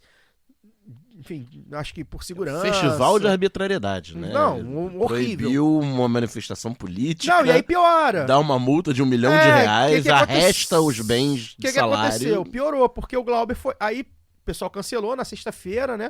O pessoal cancelou. A gente até deu na quinta-feira passada e na sexta o pessoal cancelou. A galera, não vai ter mais. Todo mundo divulgou. E o Glauber foi lá com o assessor pra que essas pessoas, os desavisados, estivessem lá. O Glauber é de lá, é bom lembrar, né? Então, enfim, pode estar naquele local. E ele foi lá, né? Uma galera, ó, não vai ter mais, a gente tá aqui, mas enfim, não vai ter nada e tal. E o juiz entendeu que aquilo ali estava incentivando e descumprindo uma ordem judicial e deu uma multa de R$1 milhão pro Glauber. Já, não, deu uma multa não. E arrestou a conta dele, ele tá com a conta dele negativa em R$955 mil. E a conta dele pessoal e a conta parlamentar do mandato. Também, do mandato. Né? Então, assim, um escândalo, um negócio escandaloso, né? O Glauber, que também é um amigo da casa, a gente tá sempre aqui em contato com ele, já entrevistamos várias vezes. Um cara que, enfim, é um valente deputado federal, né? É um absurdo, a gente obviamente se solidariza, né? Mais uma vez a gente, como a Luara fala, né, de juiz, né? A gente não pode esperar nada de uma casta que pariu Sérgio Moro e Deltan Dallagnol, né? Não, o Deltan é Ministério Público. Não, mas é a mesma casta. São só primos. Meus advogados orientaram eu não falar mais nada. Pois a gente não quer... Tinha até o nome do juiz aqui, mas eu perdi. Sérgio Lousada. Sérgio Lousada. Enfim. É bom a gente lembrar os nomes, assim, porque eles perdem. Eles são tantos que a gente só vê, aliás, não lembra quando eles são aposentados compulsoriamente. Isso. E fica por isso mesmo. Isso. Então, assim, é um absurdo o que está acontecendo com o deputado Glauber Braga. É um absurdo que se possa fazer isso, porque o que é direito estão sempre reduzindo, né? Quando a gente fala, por exemplo, de direito à greve, tem sempre um jeito deles reduzirem o poder de mobilização dos trabalhadores. Agora, quando é esse tipo de autoritarismo judicial, não existe limite para esses caras. E é isso que a gente tem que pensar. Como é que a gente limita? Porque é um absurdo completo. É uma inviabilização do próprio mandato do deputado, um deputado, né, eleito democraticamente. Lembrando ali que que nós estamos falando de uma região, como o Caio citou aqui, de um movimento que é muito interessante, né, já há algum tempo, de pequenos produtores. Por isso que a prestação de contas foi feita, né, pela deputada Marina, foi feita lá, e sofreu esse tipo de violência, porque também há essa gente, né, no campo. Isso também é uma disputa, sempre esteve, talvez até mais, talvez nasceu ali, né, nos campos do Brasil.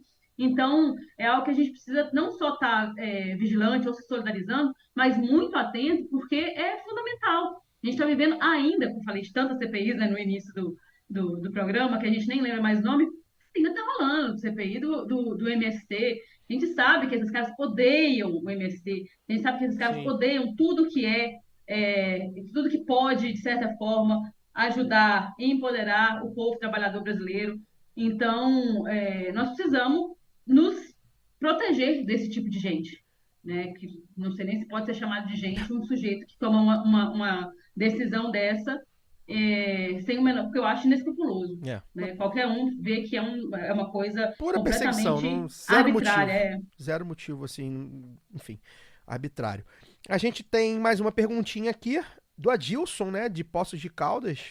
Uma perguntinha chegou de Minas Gerais, também via Orelo. Poderiam falar sobre tarifa zero? Como junho de 2013 começou com a organização do MPL, agora 10 anos depois tem tido um aumento nas cidades com tarifa zero. É uma pauta importante sobre mobilidade urbana e sobre melhoria de condição de vida da classe trabalhadora que setores da direita têm tomado para si. Cara, esse é um tema, eu vou até colocar aqui no nosso radar, acho que esse é um tema que a gente pode trazer um especialista para falar. Cabe ter um programa inteiro. O Daniel é um cara que conhece um pouco, que inclusive estudou mobilidade urbana, mas cabe um especialista. Eu vou indicar de cara aqui, já até tuitei aqui com o lado B, de cara, o texto Tarifa Zero pode ser o novo Bolsa Família, uma coluna da Folha de São Paulo, que eu coloquei lá, enfim, sem o paywall. Convido a todos, quem não tiver aí, vai lá no Twitter do lado B. Acabei de twittar, ou seja, vai estar lá fresquinho. Falando, né, como aumentou, de fato, como o Adilson colocou, né, aumentou o número de cidades com tarifa zero. Aumentou substancialmente, né, o número de cidades com tarifa zero. Exatamente porque a gente vive uma crise que, e eu já falei isso aqui algumas vezes, eu sempre acho que a pauta do transporte uma hora vai tomar a política eleitoral, né, que eu digo, as campanhas, e nunca acontece, né, a gente sabe também os motivos, porque a gente vive talvez seja o serviço urbano que é mais caótico a olho visto, né, porque aquilo tá no dia a dia das pessoas e de todas as pessoas. E que piorou muito nos Piora a últimos 10 classe anos. trabalhadora. Já era ruim. Piora a classe trabalhadora precarizada, mas atinge o cara da Mercedes andando de transporte também, atinge o classe média de... Porra, sei lá, não sei, nem conheço carro, de um Renaultzinho Clio, existe Clio ainda, sei Existe. lá. Afeta todo mundo e é muito a olhos vistos, né? E piorou com a pandemia, piorou com o Uber, né? Vai piorando. Então, esses autores, são vários autores, a gente vou até caçar um deles aqui, porque eu acho que vale a pena a gente falar um dia sobre isso. Esse texto fala sobre isso, né? Sobre como há um momento de oportunidade de se rever essas políticas de subsídio, né? Que é bom lembrar que o transporte público é subsidiado em boa parte dos lugares. Ou seja, já de certa forma... já tem dinheiro público. Já tem dinheiro público, né? E como isso afeta na economia, né? Com a famosa roda girando, né, Dani? É um tema que eu acho que... Você já tem um bom dinheiro público aplicado numa lógica de operação de empresas privadas que tem lucro garantido, né, por contrato. Então você tem o dinheiro público. Você tem ao mesmo tempo o dinheiro público e a população tendo que gastar. E como a tarifa é a mesma, para mim, pro cara que ganha salário mínimo e pro cara da Mercedes, se porventura ele quiser usar, então, obviamente, isso faz com que ela seja maior proporcionalmente para quem ganha salário mínimo ou é desempregado, né, que tem que desembolsar no Rio R$4,30 por uma viagem de ônibus, R$6,90 por uma passagem de metrô, R$7,70 por uma passagem de barca. Você multiplica isso... 7,10 de trem. Você multiplica isso para ir de volta. Multiplica por 20 para um mês, 7,10 de trem, né? Se você pega o trem, um trem mais um ônibus, R$11,40, R$23, 23 vezes 20 são R$500 por mês, é quase meio salário mínimo, né? Só de transporte. Mas o seletista ele tem vale transporte, nem todo mundo é seletista, né? Inclusive, pelo contrário, cada vez menos. Então, e muitas vezes o empregador, quando tem que bancar o vale transporte, não quer o cara que mora longe. Isso é um efeito cascata. Então daí esse título é feliz, né? Do Tarifa Zero pode ser o novo Bolsa Família, no sentido de, se você tirar o custo do transporte da população, é um alívio imenso no orçamento e você dá acesso à cidade, né? E conclama, esse texto é muito bom mesmo, assim, ele é curto, ele é rápido, ele é explicativo, parece que o Daniel que escreveu, são economistas e estudiosos aí que devem estar no debate público, alguns são conhecidos, inclusive, porque é muito fácil de entender, assim, por exemplo, e o principal ponto é que ele conclama, Luara, o governo federal fazer esse debate, por isso que ele compara com o Bolsa Família, transporte urbano, né? É uma atribuição de prefeituras e estado, mas ele conclama o governo federal no momento em que o governo federal tem uma... A assistência social básica também, e o governo federal... Pois é, no momento que o governo federal tem uma coalizão que, embora, enfim, no Congresso perca e seja muito equilibrada na sociedade, em termos eleitorais e partidários, é uma coalizão robusta, né? Ou seja, se o governo federal agir, de maneira a convocar esse movimento, há um número grande de governadores e prefeitos que vai embarcar nisso, né? E é um tema que dialoga com o bem viver, como você falou, que é o direito à cidade, que é a questão ambiental, né? Que são questões que o governo federal... É interessante que o governo federal também encampe, né? Então, é um assunto muito bom que o Adilson levantou. Já me empolguei aqui, vou tentar caçar um especialista desse aí, porque é possível, né, cara? É um debate que é um debate, né? É um debate, né, Lu, que a gente vê muito interditado, né? Ah, mas não existe almoço grátis. E como é que quem vai pagar? Cara, é possível como... O Estado já paga Né? parte da conta. Só que ele paga parte da conta de forma burra, porque os contratos não são feitos de forma a você ter o melhor nível de serviço do trabalhador. E aí as empresas fazem com que elas conseguem, pelas brechas do contrato, operar no seu ponto de lucratividade máxima. E aí, tipo, eu que moro numa área super privilegiada do Rio de Janeiro, não tenho ônibus pra minha casa depois das 10 da noite. De nenhum lugar. Agora, imagina os lugares mais distantes. Né? Eu já vi trabalhador saindo daqui, de perto, que tem restaurante. E o Rio, funciona... particularmente, Não. uma situação... É o... Um exemplo péssimo. Né? Tem gente que tem trabalhadores aqui, né? Que trabalham até tarde. Tem restaurantes, tem bares que ficam abertos até 1h da manhã, 1h30 da manhã. Tem hospitais, tem clínicas, né? Que tem turno da madrugada e tal. Eu, mais de uma vez, chegando na minha casa, é comum ver na frente de clínica, na frente de bar, grupinho de 3, 4 trabalhadores pedindo Uber juntos pra ir até algum lugar que tenha ônibus Central, pra de lá e pra normalmente. casa deles. Que aí vai dar, sei lá, 15, 20 reais um Uber dividido por 3, 4, dá mais ou menos o valor de uma passagem de ônibus e você conseguir voltar pra casa. Não, é isso, assim, até falando em junho de 2013, né, os movimentos lá pela redução da tarifa zero e tudo mais, no meu comentário sobre junho de 2013, eu comentei que aqui houve uma mobilização por causa do pedágio da Terceira Ponte, aqui, né, em Vitória, Vila Velha.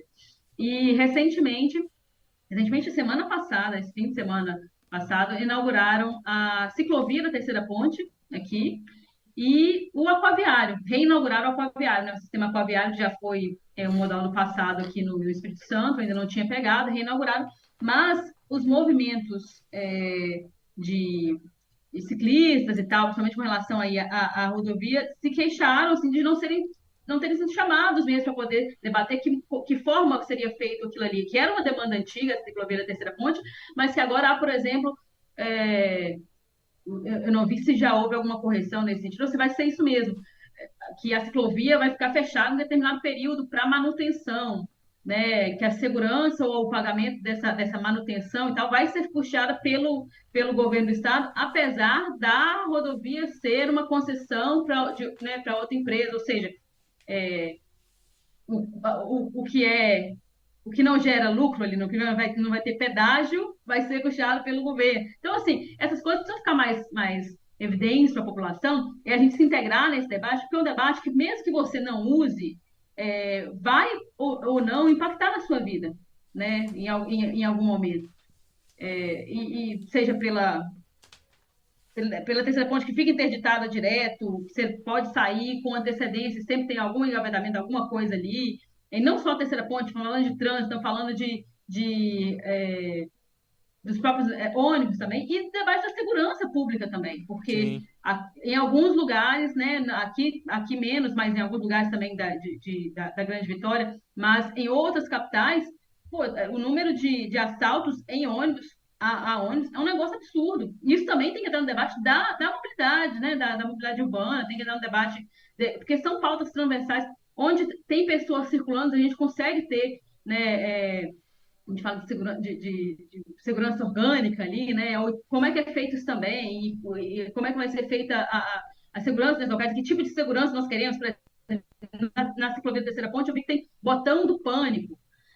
Mas só isso basta? Então, isso me dá uma sensação de segurança? Passar em determinados horários? Enfim, são coisas que elas se atravessam ali e que a gente precisa entrar nesse debate. Por isso que quando eu sempre falo aqui de organização, também é disso, assim, pega uma coisa que te interesse, ou então que passe pela sua vida, e vai se entrando nesse debate, porque as coisas estão... A gente está vendo conferências, né, conselhos se movimentando aí, de novo, porque a gente teve isso muito esvaziado nos últimos anos, aí também pegamos uma pandemia, e é um debate que é interessante e fundamental para a gente pensar na nossa própria vida, né? Porque quando a gente pensa de qualidade de vida mesmo, o tempo que você tem para poder tomar um café, ele é impactado também pelo trânsito, pelo que você tem que esperar, se vai, né, que vai pegar, ou tem que buscar a criança na escola, o filho na escola, enfim. Não, Então são coisas que a gente às vezes não para poder pensar e depois a gente está lá apinhado 3 horas no ônibus e achando que tá tudo. Só vem isso assim, porra,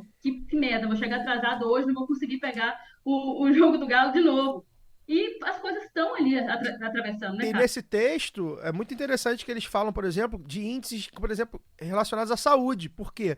Porque com a tarifa zero você incentiva, você consegue incentivar e possibilitar pessoas, principalmente de classes mais baixas, a acessar a saúde primária, por exemplo, se o postinho for um pouquinho mais longe.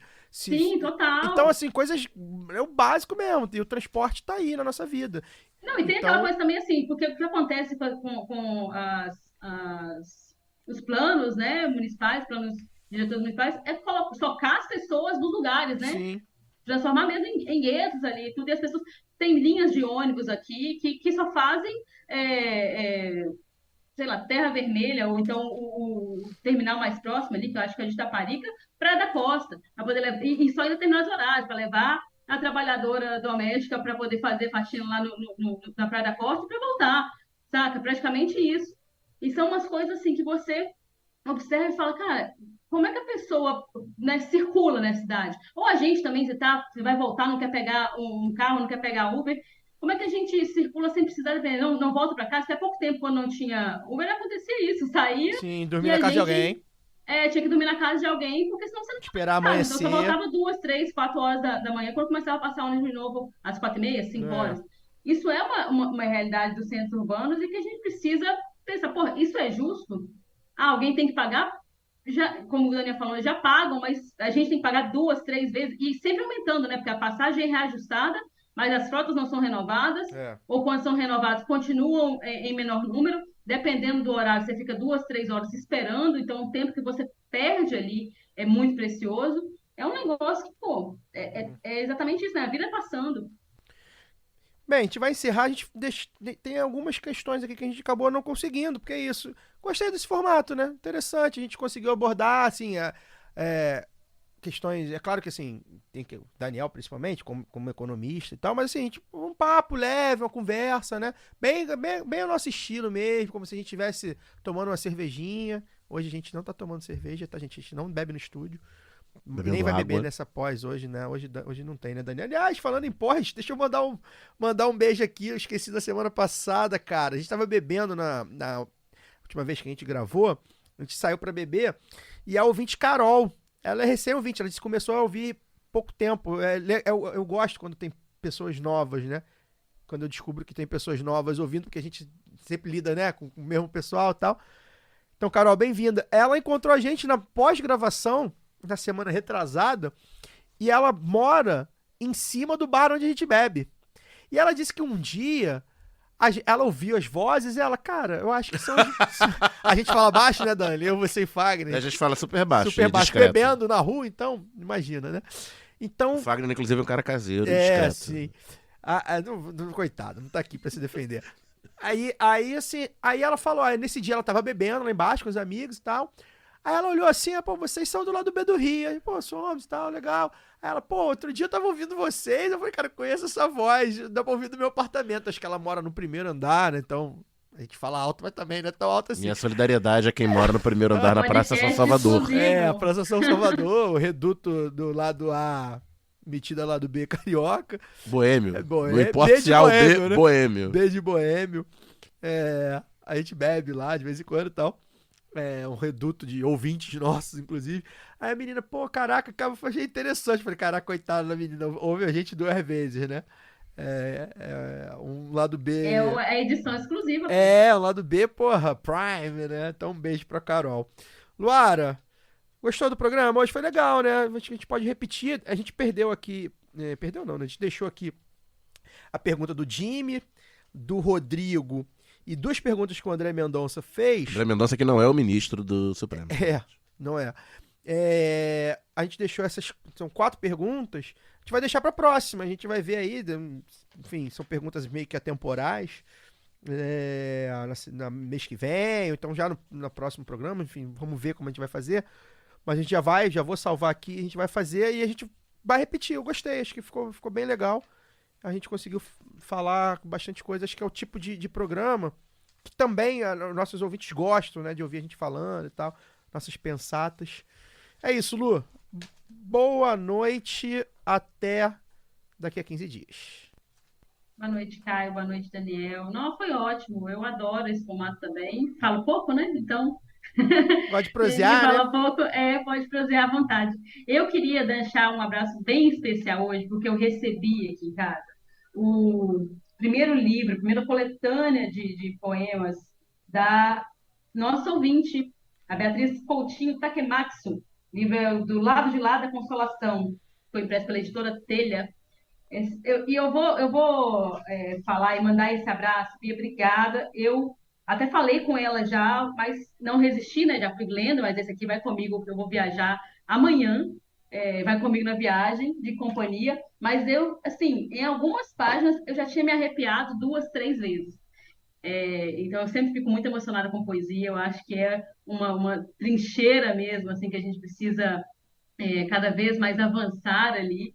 E fiquei muito feliz, Bia. Parabéns pelo trabalho, gente. Vamos ler poesia, vamos seguir a Bia aí também no Instagram. Fiquei muito feliz que a audiência do Lado B é muito qualificada, tem poetas também. Pois é. Então fica aí meu abração especial. E boa semana, até daqui 15 dias. Já tô com saudade. É isso. Daniel, boa noite. Vamos ver o nosso professor Fernando Diniz se classificar para a semifinal. Não vou nem assistir hoje. Hoje é pule de 10. Né? Acho que é. Os nossos ouvintes já sabem 2-1. que já tá uns 4-0 Fluminense. Já essa altura já tá 4-0 Fluminense. Eu vou aproveitar. Eu recomendo a eliminação precoce de Libertadores para as pessoas, né? Faz bem pra saúde mental. No dia tranquilo. dói. Mas Eu tô tranquilo essa semana, né? Não vou beber menos, né? Porque eu não tô bebendo importante pra dia de saúde semana. física também. Durmo cedo, posso assistir séries, filmes, documentários. Né? Eu virei até tri, gente. Acho interessante. Virou o Fui quê? eliminada da Libertadores e virei até tri campeã brasileira. Ganhou um campeonato de 86 anos atrás. Parabéns agora. pelo Parabéns. Quem tem história, tem história. Parabéns. Isso aí. É isso. Obrigada. Campeões dos campeões, orgulho do desporto nacional. É isso. A gente vai ficar por aqui. Semana que vem, como eu falei, não tem lado B, né? Quinta-feira é feriado, né? Quando a gente grava aí dia 7 de Nós setembro. vamos saudar a pátria. E Fagner Torres, né? Pra quem não sabe, o Fagner é nascido a 7 de setembro. É um homem predestinado. patriota. É um patriota. Então, essa hora, na semana que vem, a gente provavelmente estará mamado em alguma birosca por aí. Forte amplexo, até daqui a 15 dias. Esse podcast foi editado por Fernando Cesarotti.